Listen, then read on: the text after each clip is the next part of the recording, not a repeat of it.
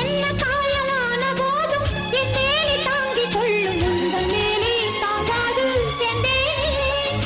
எந்தன் காதல் என்னவென்று சொல்லாமல் ஏங்க ஏங்க அழுகை வந்தது.